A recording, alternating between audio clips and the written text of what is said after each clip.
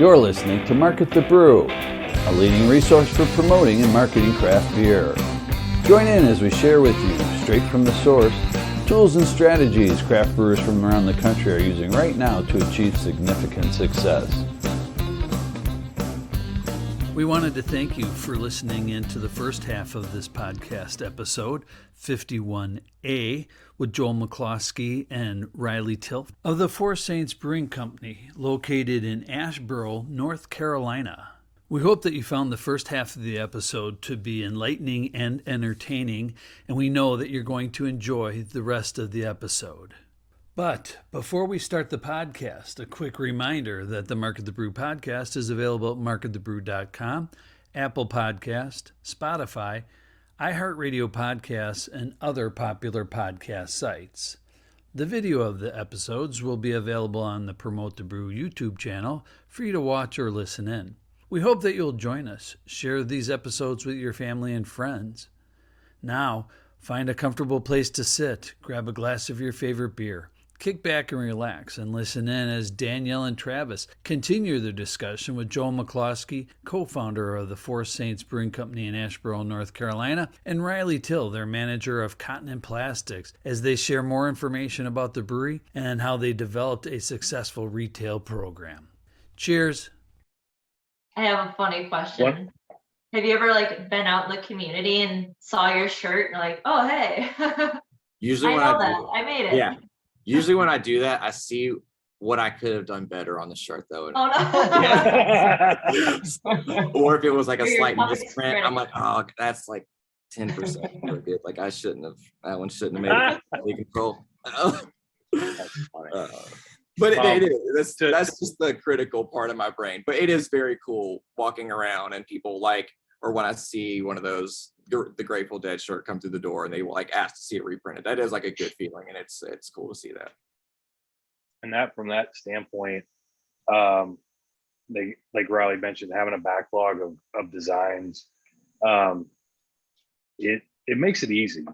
And we had in 2016 we did we have a beer called Omi Blonde, and Omi is based off of a story here in Randolph County. It's became a murder ballad. The name is steeped in history here in Randolph County. And so back in 2015, when we first opened, a friend of ours said, I'm going to get an Omi for my homie. And we made that a t-shirt in 2015, 2016. And we haven't done it since. And a year ago, I think we brought it back. And because there were people that said at that time, we're going, hey, do you guys remember when you did this t-shirt, the Omi for my homies t-shirt? Like, yeah, we remember that. But some of us did who were still here. And well, A, I lost it. B, it got ruined. C, I don't fit in it anymore. Do you guys think you're ever going to do that again? And like Riley mentioned, having this backlog and be able to go, okay, let's take this design that we did it one time. We did it only in navy blue. Let's go ahead and do it. And simply changing the type of shirt, from a long sleeve to a short sleeve, or vice versa, or a tank top, or whatever. Changing it from plastisol to water based, changes it again, and then putting it on in a different color that wasn't, maybe in 2017, like navy blue wasn't my thing. Like, I don't buy a whole lot of navy blue shirts, but if it was in gray or if it was in army green, I'm buying that shirt. To broaden it to another group of people. And at this point, 7 years in, there are people who have never seen that design. And so to them, it's new. And so keeping this backlog of shirts and the idea of we've already done it, we shouldn't do it again is absolutely bogus, because there's so many things you can change. There's so many little X factors you can change that it then becomes new and beautiful to a whole new spectrum of people. And so using that backlog and not being afraid to go back to something, whether it's, to call it retro, call it vintage, for us, just changing one aspect of it makes it a brand new product. Yeah. And somebody who even goes, well, I already have that shirt, but I've got a friend who always comments on that shirt, always says they wish they bought it. I'm not buying it for me. I'm buying it for them. Like, it adds a whole new, that you're opening a whole nother level of customer base potentiality. And so, like, and the other thing with Riley, with Riley mentioning, like, from a matter of merchandise, we've come to learn the difference between a graphic designer, graphic artist, and an illustrator and an artist. And to be able to pull from each one of those and go, what are we looking for from this particular piece of merchandise? Like, this is a graphic designer. We need a graphic designer to do this. Or we need an artist. Like, we know that full creativity, like out of the box kind of thing, to genuinely understand the difference between all three, at least those three subsets, and know where you want this thing to go, whether it is a large campaign or just one piece of merch, like, and understanding the differences between all three of those. One, makes the process simpler, but two, if you ask an illustrator to do a job of a graphic designer, you're not going to get the product you want.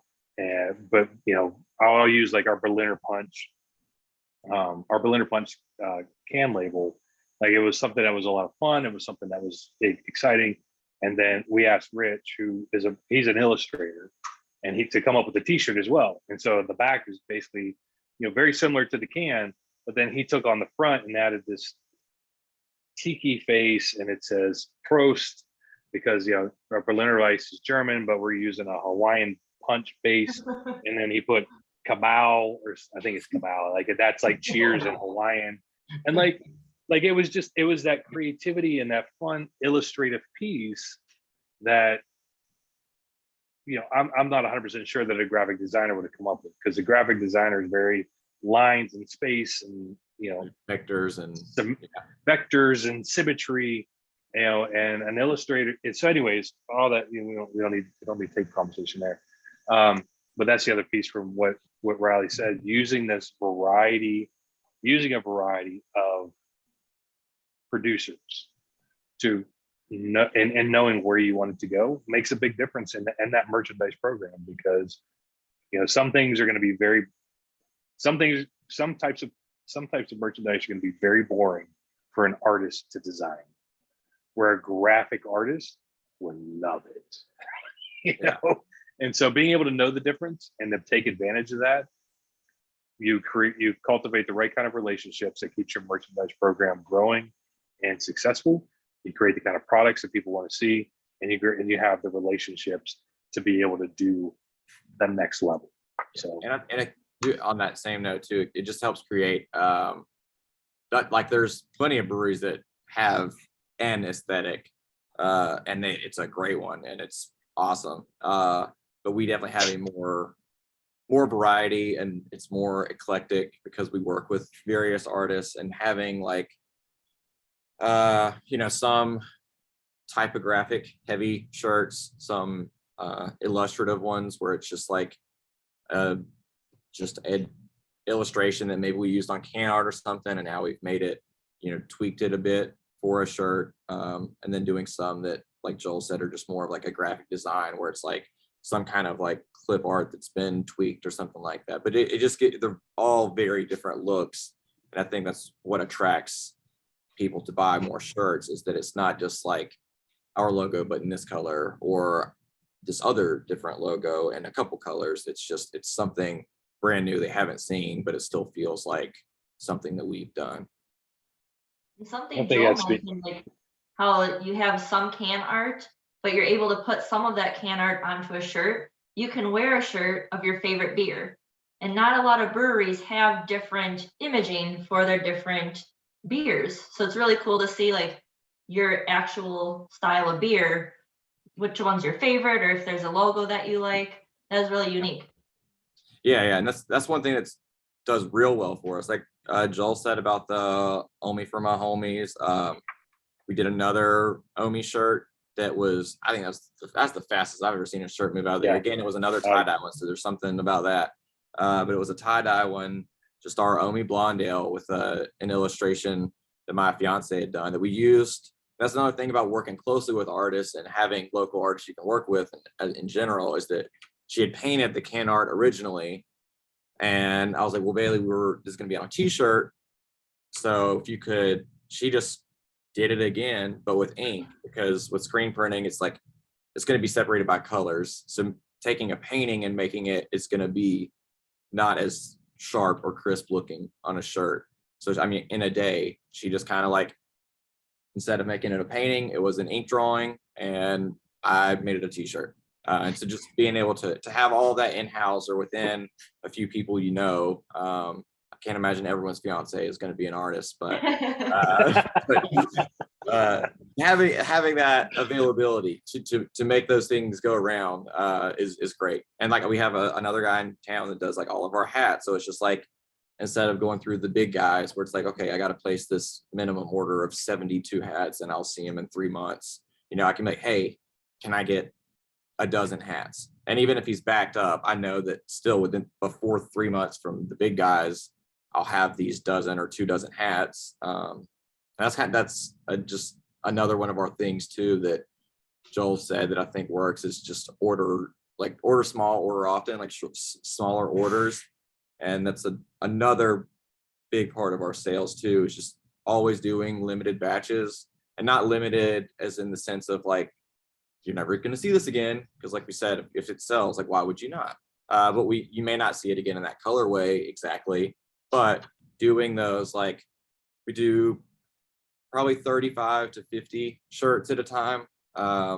And we usually turn those over, I mean, sometimes a week, sometimes a month, but usually by a month, it's just kind of those like leftover sizes. And we've moved most of them.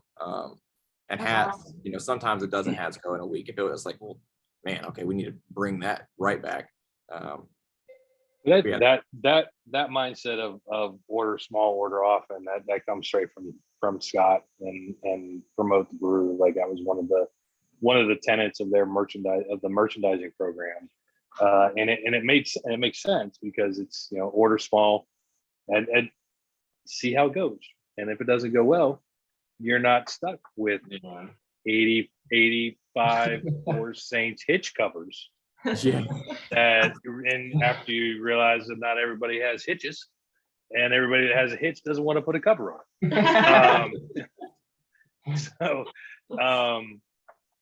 So yeah, that it gives you that opportunity to experiment. But then if you've got those, like Riley said, if you've got those close relationships, it's the merchandise it's put out on Wednesday. By Friday, 3/4 of it's already gone, and it's a call on Friday to that local producer to go, hey, they're going really well. We need another. Let's do 24 this time. And how soon can you get to us? And it works out really well, because then it does create it creates some FOMO for people that have to have it right away. But then those people who miss out know that it's creating a secondary FOMO, because it's like, oh, I couldn't get it this time. They said they're getting it in. Now it's in, and I've got to get there and get it. And then you get it, and then you have a few extra that sit around and hang around. And at that point, you get to genuinely see, is that a style that a lot of people are looking for, or did we cap out? Like, we did this particular style hat or this particular style shirt. Like, are we there? Are we done? And that only in taking that data and then informing the next choice. Because that's what it all. Yeah, go ahead. Just about that, like when you hit that plateau with it, I've seen that too, where I feel like we've hit that plateau. So I'll take what remaining shirts we have, take them upstairs off the shelves. Suddenly I have empty space. 2 months later, I bring them back down, and people, it's like it's never been seen before. And so it's like, that's another thing, just like make it go away, bring it back. I didn't even advertise it as new. I just put it back, and I sold like 5 that day. Like, wait, it wasn't even advertised? No, I just like put them back on the shelf. I'd not discounted, just put them back in the open cubby, and people just started grabbing them. And sometimes it's just not the right time, and then you try it again later, it just works. Yeah. That's awesome. Yeah. But yeah, I think we can always improve, and it's constantly evolving. We're always having to talk about what we can do better, what we can do next, what specialty merchandise do we want to do. But the shirts are we probably do a new shirt two out of 4 weeks of the month or something like that. Really and that not often? necessarily a brand new design, but we constantly have new shirts and they constantly sell. And we'll also try and we do keep our like staple shirts that are like our core shirts, we call them, where it has, just our logo versus something that's, a bit more niche or illustrative or a little bit more different. And having those two things where some people might be more into a minimal design and someone else wants something that's like really cool they've never seen before. From that, the idea of something people haven't seen before, the merch program is more than just shirts and hats. We've got the Maglean water bottles and tin tackers, tin tackers, and Stanley thermos tankards, Frost Buddies, decks of cards from our local Brewers Association. So the Frost Buddies, dog leashes. Yeah. So the merchandise goes past just the t-shirts and hats, and I think the t-shirts and hats are easy what sell the most. I think one, because they're the most financially viable. They're 9 times out of 10 they're the cheaper of the items. And when people look at a shirt, they go, I'm going to use this over and over and over and over and over and over again. When somebody sees a Stanley thermos tankard, they go, that's a really cool piece of merchandise. And when somebody buys, when a particular customer buys that, there's two things. One, they are really bought into the brand. They're really bought into they're bought into the culture. They're bought into what this company represents and how it makes them feel. And it's something that we take notice of who buys those. And then, there's on the other side of it is people that are they're collectors. And maybe it's they collect tankers. Maybe they collect Stanley items, maybe whatever. And they're, it's not, those are the items that aren't for everybody, but they're there. And there's this option of something. I've never seen a brewery do something like this before. I've never seen a brewery do, like I first started doing socks. I did socks way long time ago. And I still own 7 pairs of these socks because they were the most comfortable socks. I still to this day are the most comfortable socks I own. And we put socks out there, and people are like, socks, that's a great idea. And I'm not saying that I like started a trend. I don't, not in any way, shape, or form. But people are looking for creative, unique things that can be used. People want that, and I think that practicality of it is so important. Yeah. And we see that a lot with like the potters here in Randolph County. There's a lot of potters that if they make a pie dish, there's this art to their pie dish. They've got a little design in the bottom of it. And when you buy it, that potter looks at you and says, I expect you to use this and make a pie in this pie dish. Do not take this and put it up on a shelf. It was meant to be used. And so I think that mindset of, and when we're looking at merchandise, what are the things we can put out there that people want to use? Because that, when you add practicality to aesthetics, that's a win, 100%. Because there's 1,000,001 bottle openers you can get. There's 1,000,001 glasses out there. And I think that's where t-shirts come into it. It's the practicality and the aesthetic. And so when you take that mindset and put it to all the other types of merchandise you put out there, some of those pieces of merchandise are going to have they're going to have niche appeal, something like a Frisbee or a golf disc, something of that nature. You have to ask that question, is that your customer?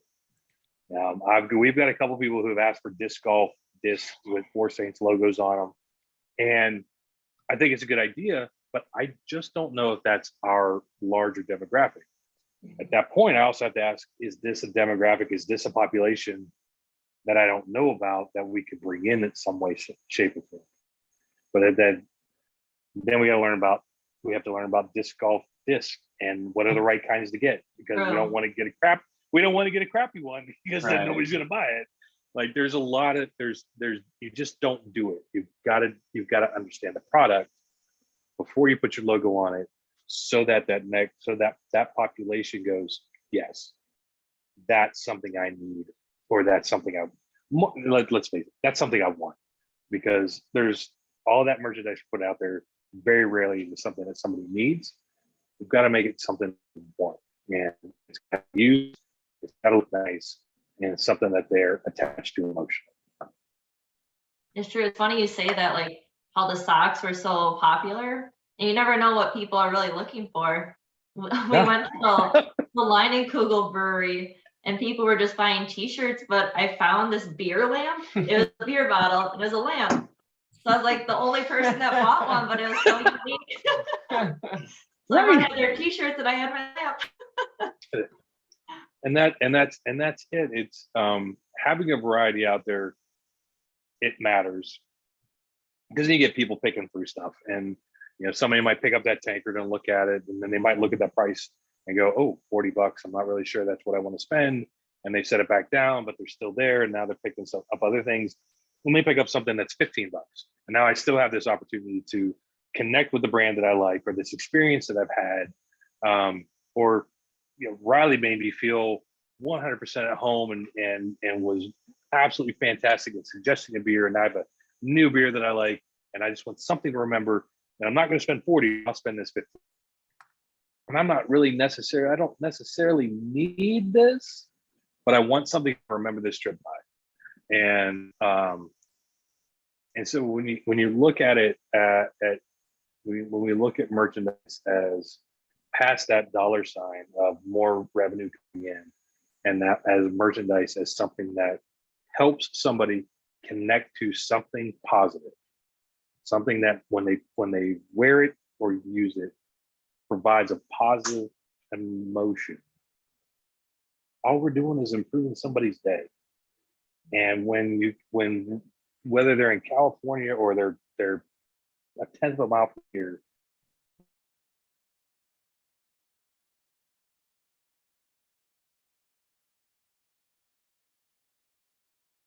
with Joe, we had a great time, and we were playing trivia, and this was just really awesome. Or this place makes me feel really good because I know this is where I get to be.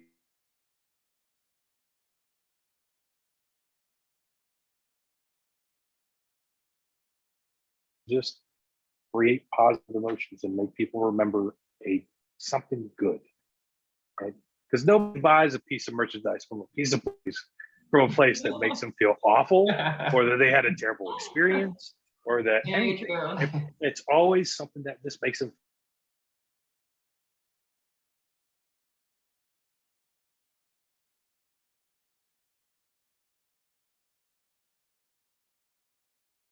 Savannah Bananas is another example. Riley's heard me talk a lot about the Savannah Bananas lately.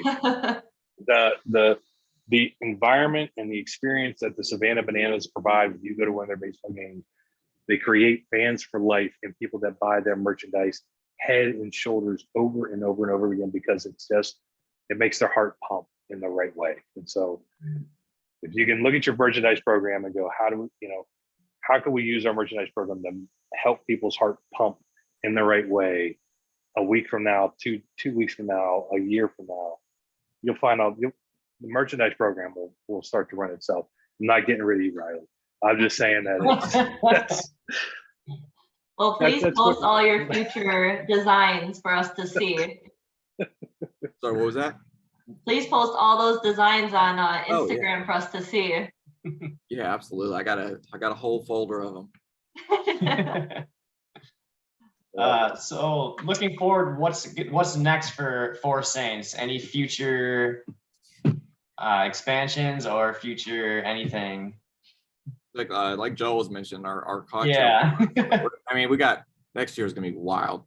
There's a whole lot happening. We also there's what's called the Sportsplex coming. Joel, I'll let Joel take that one on because that's it'll be our second tap room. But yeah, that's gonna be exciting. We got, so from an expansion standpoint, we're working on a brick and mortar expansion that will be right next door, which is, yeah, like, again, I'm pointing like it's right there. It will provide us a space to have a canning line, which will allow us some flexibility in the things that we do for a tap room, small batches, and just to keep the right beers in cans at the right time. It'll also be a closet space. We need some more walk-in space and storage space. So we'll have that, and then we'll also have what we're putting in will be a full cocktail bar where we are going to feature Four Saints spirits. We're going to put in a small distillery. We're not looking for that distillery to create spirits that are going to go out into the larger market, but genuinely where you can come in, and if you enjoy our Potter's Plate Amber Ale, and that's your favorite beer, that you can walk next door and you could have a rum and Coke with a rum that is made from Potter's Plate Amber Ale wort. And so there will be connectivity between the spirits that are made and the beers that we do. So our Omi Blonde that we mentioned earlier, that potentially could end up being a vodka, or our Genesis Belgian Double ended up being a whiskey in some way, shape, or form. And so there's, as mentioned, it's Andrew being able to have some creativity using what he knows from the beer world and the successes and expertise he has, and bring that over into the spirit world and learn the intricacies of that space, and using what he's already done. So create the wort for Potter's Clay, and instead of putting it into the boil kettle and adding hops to it and letting it do its thing, let's take that wort and put it into a still and do what we need to do in order to turn it into a rum or a whiskey, or whatever it lends itself to be. And so at that point, you come to downtown Asheboro, and you could go to the Cantina at Taco Loco and go to their tequila bar and have some of the highest end tequilas and the margaritas and drinks that they do there. And then you go to Leo's whiskey bar, and you can have an amazing whiskey experience with the higher end whiskeys that he's got there. And then you can come to Four Saints and legitimately have a spirit that you cannot have anywhere else. It's something that is created on site. It's something created by a person that you know, and it's going to be in a drink that you can have an old fashioned at all those other two places, and then come here and have an old fashioned like you can't have at one of those other two places. And so that's creating an additional arm that connects back to the origination of what Four Saints is, which is a brewery. And so right now that space is all the designs and engineered plans and all those things are being put together. And we were hoping by this point hammers would already have been thrown and there'd be work happening. But the paperwork side of things is taking longer than we expected. And so we're expecting at least sometime in the future that hammers will be thrown. I'm not even willing to put a month on it at this point. So we have that, and then the Sportsplex, which Riley mentioned. The city of Asheboro and our local YMCA are putting together a Sportsplex, which is going to have 8 regulation sized soccer fields. 2 of them are going to be striped also for lacrosse. 2 of them are going to be striped for football as well. To create there's also going to be a dog park. There's also going to be beach volleyball. There's also going to be pickleball, all at this large complex. And with the idea of Randolph County being the heart of North Carolina, we are an hour and a half from Raleigh. We're hour and a half from Charlotte, hour and a half from Raleigh. We are dead center. And Greensboro, Winston-Salem is 40 minutes north of us. Dead center of all of these large places. it's creates an opportunity for soccer programs to have a place where these large tournaments can meet, and everybody's traveling the same distance. And there are a lot of sportsplexes out there, but this one's going to be different because of its location. And so, working with the North Carolina Zoo, which is the world's largest natural habitat zoo, which is 7 miles from our brewery, the Sportsplex, which is slated to open in the spring of 23. There's a lot of stuff that's happening right here. And with us, with the Sportsplex, we'll be there from a concession side of things as we're Randolph County's brewery right now. And I can legitimately say that there's no other breweries in Randolph County. There may be one day, but right now we are Randolph County's brewery. And maybe within a year, Randolph County's distillery. So we're going to be there. We'll be serving, and we'll have beer, wine, ciders, hard ginger ales, that kind of stuff, to provide maybe not for the youth sports, but this large complex, they're looking at it becoming a entertainment complex. And so we're looking at things like concerts and different kinds of festivals and just an immense amount of things that don't currently exist right here in the heart of North Carolina, right in the middle. And so we're going to be in the heart of it as helping plan those things out, being able to serve beer there, serve our beer there, and not the whole gamut. We might have 6 of our beers there, and if somebody really loves a particular IPA that we have on tap down at the Sportsplex, which maybe that's the only place you can get that particular IPA, and they want to know what else do you do. Well, our tap room is 5 miles away from you. You go up there, there's 16 taps. We have some other things in cans. You should go up there and check that out because it's easy. It's right up the road. And while you can see the 2 or 3 t-shirts that we have here that are fairly simplistic, we've got a whole merch program that's there. And we've got decks of cards and t-shirts and thermoses and all the other things that you could potentially want to create the idea of this is where we are right now at 218 South Fayetteville Street is home base. And everything else that is an offshoot is a satellite.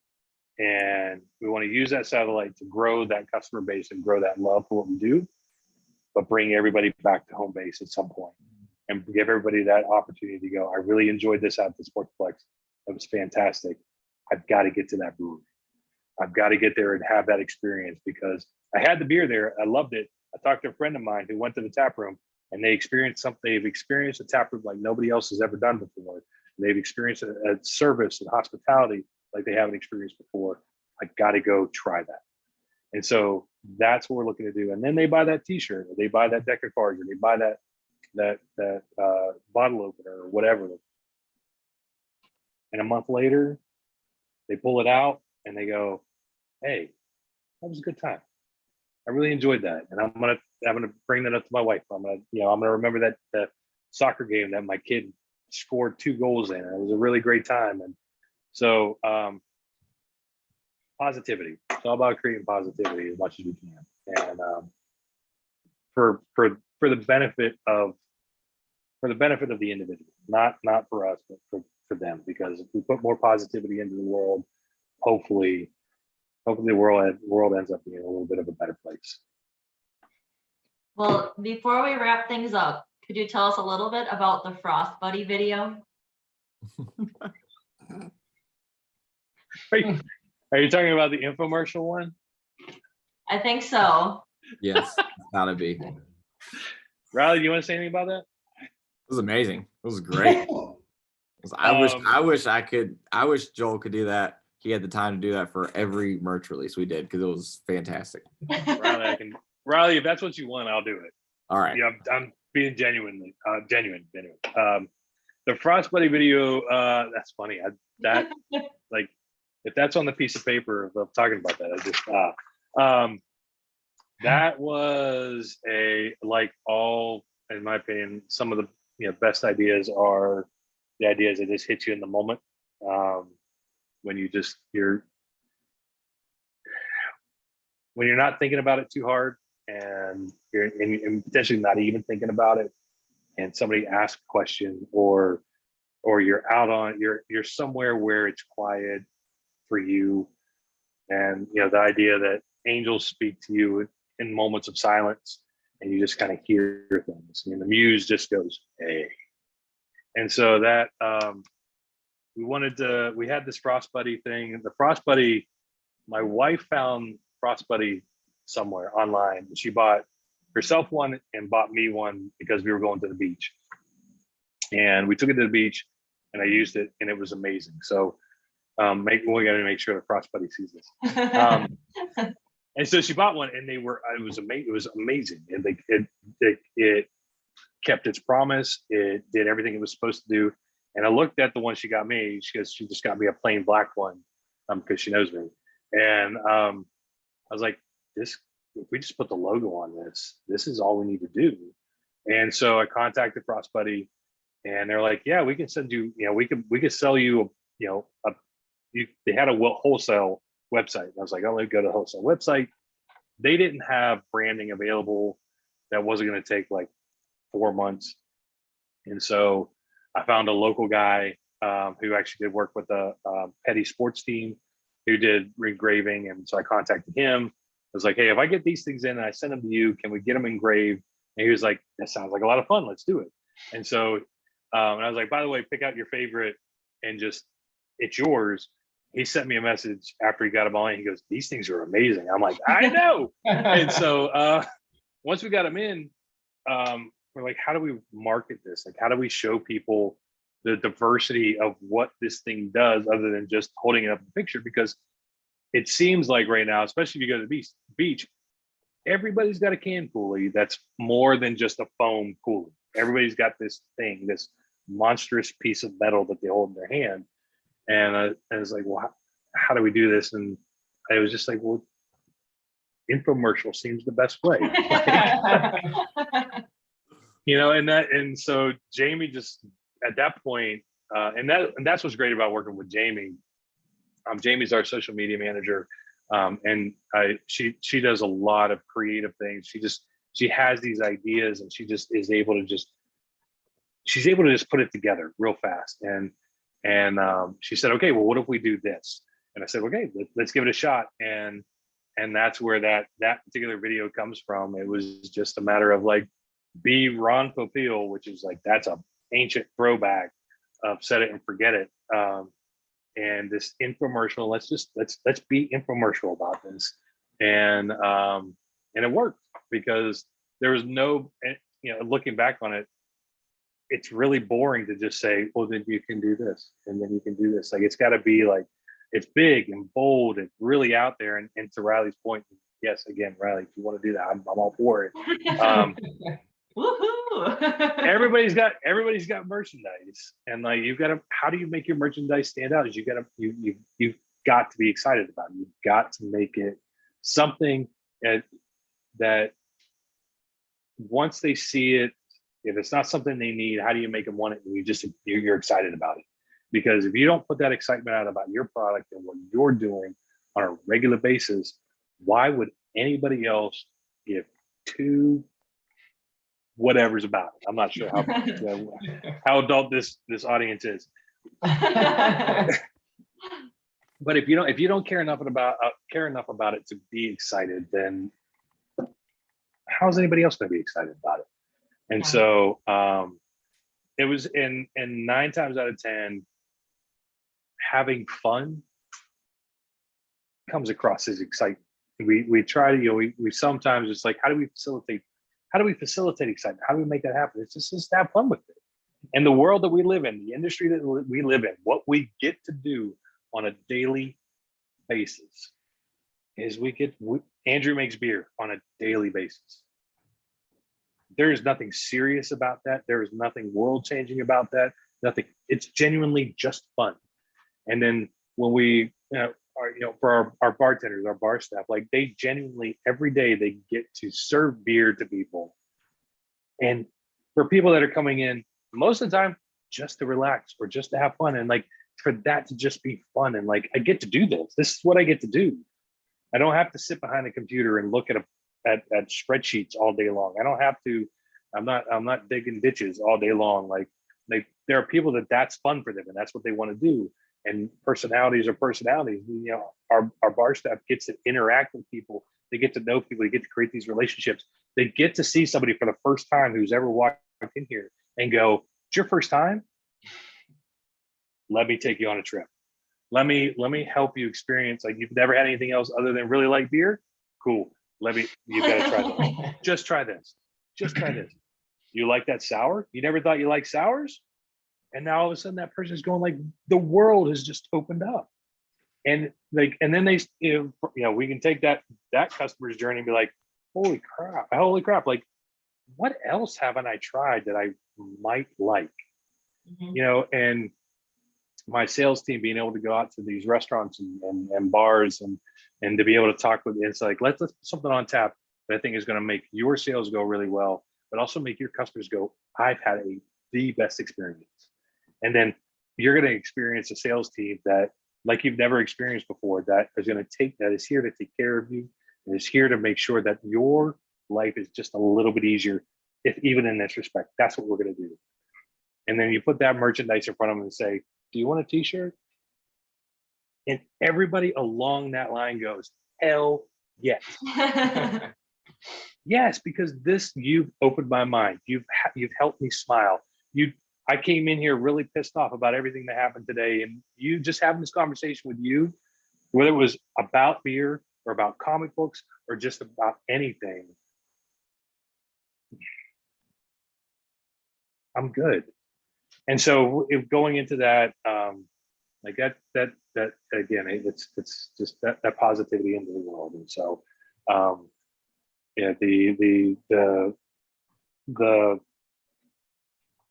infomercial Frost Buddy thing has turned into that. Like, people came back, like, we put that out there and we put the Frost Buddies out there, and people came and they bought the Frost Buddies because they were excited about it, because we were excited about it, and they took them to the beach and they came back and went, my beer was cold the entire time. The entire time. I put my beer in the thing and I was like, I want to see what happens. And I took a drink and I went in the ocean for 20 minutes, and I came back expecting that beer to be warm. And I took my first drink and it was still cold. You guys did it. That's a good product. So, yeah, it's just a little bit of joy because it's cold beer, and they're like, oh, great, I've got my cold beer. I've been in the ocean for a while. And so, that came from Jamie and the idea of doing an infomercial. And I'm excited about what Four Saints is and what we get to do on a daily basis. And I'm excited about the team that I have that does this on a daily basis. And so if somebody asks me to do a fun video or says, hey, what can we do to help people see we're excited and that this means something, and I'm all for it. So if you're not, in my opinion, if you're a business owner, you're not willing to do that. Yeah. Well, we hope to see some. We're hoping to see some infomercials and some new designs soon on Instagram. I appreciate that. And y'all, we haven't recorded. Joel said he would do this for every. Yes, there's proof. I was gonna say the gauntlet's been laid, so yeah. I'm all for it. Awesome. Well, thank you guys for meeting with us today. It's been a pleasure to talk to you. Yeah, absolutely. Thank you. Yeah, thank you for the opportunity.